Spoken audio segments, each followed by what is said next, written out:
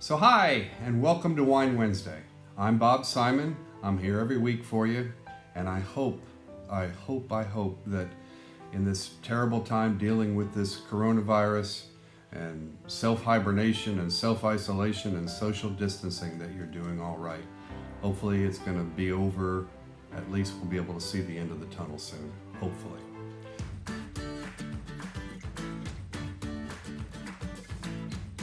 So today's topic is, can a blend be white? Well, so can it be white? Does it have to be red? Well, of course not. Blends can be red or white or even sparkling. A lot of your favorite champagnes and sparkling wines that you've consumed over the years are blends also. There's a few grapes that they can use, and a lot of times they are blended.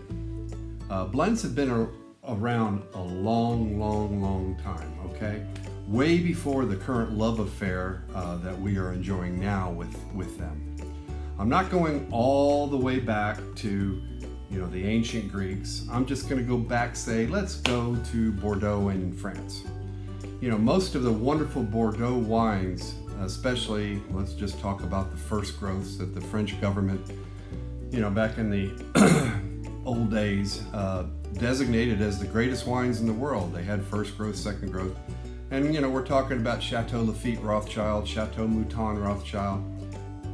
These wines generally are blends. They are, very rarely, if ever, one grape. So, they are blends. As last week I said, we call this type of a blend a meritage.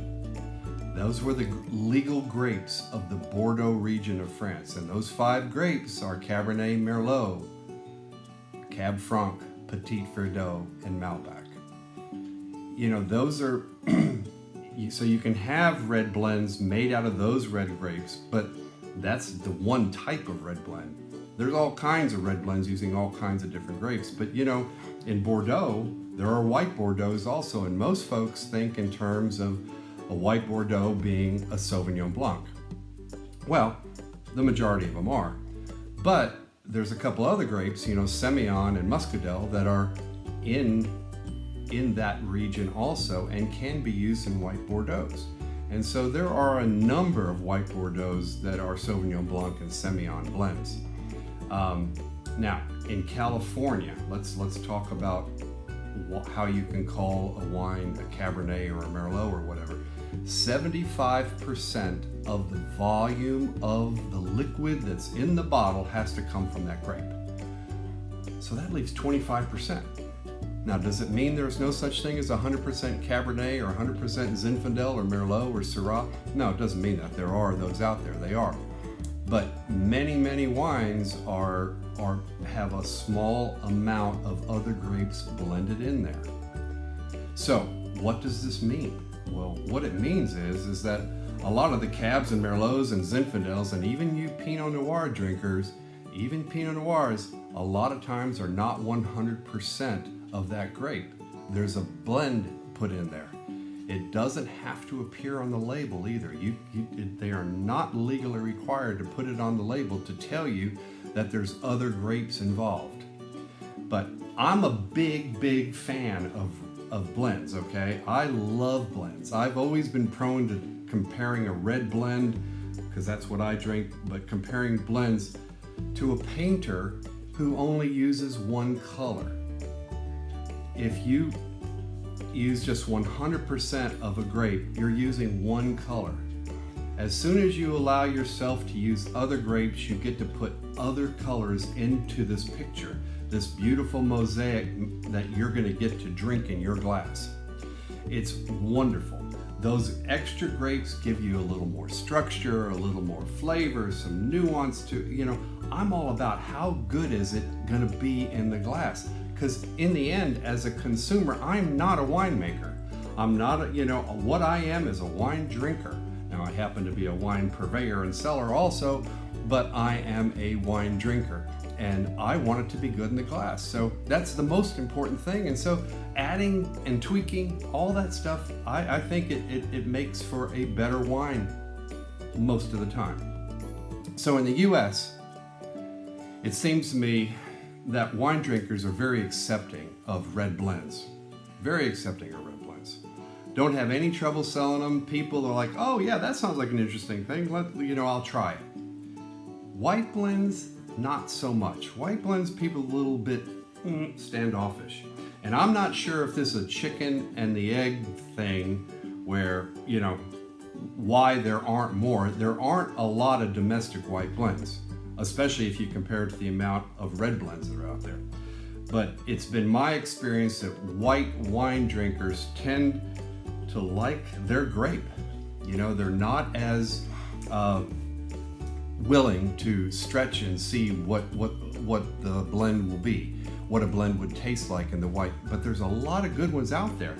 And so I'm going to now talk about our wine of the week because we've been talking about blends. And I just happened to bring one from the same winery. The winery is Sokol Blosser, S-O-K-O-L, Blosser, in Oregon. They're in the Dundee Hills in Oregon. They make these cool wines called Evolution, all right? Now, those of you who know me that I am not a big, goofy label kind of guy. But this Evolution, you will notice one that it does not have a vintage date on it. They have numbers on them, and when they switch over, they go to the new number, and so that's how you can tell which one is different from the next one. But the white one is a Chardonnay and Pinot Blanc and 7 other grapes, which they do not list. So it's wonderful. One of the great things about this wine is a lot of people ask me what goes with spicy food, what goes with tacos, what goes with Thai food, what goes with hot food. This wine is very good with spicy food. The Evolution Red is Sangiovese and Montepulciano and Syrah are the main grapes in there, but there are other grapes in there also.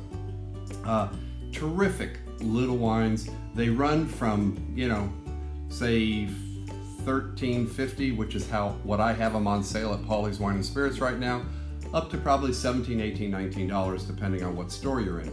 But they are very reasonable. They're fun to drink. You can drink them with food, and you can cocktail with them and enjoy them. So again, Sokol Blosser, Oregon, Evolution wines. They do have a Riesling that's come out.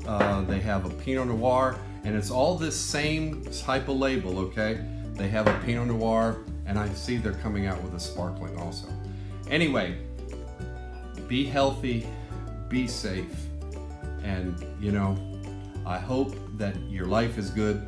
I hope you're figuring out how to spend some time at home and, at least maybe taste a little wine and enjoy life a little bit. Cheers, everybody.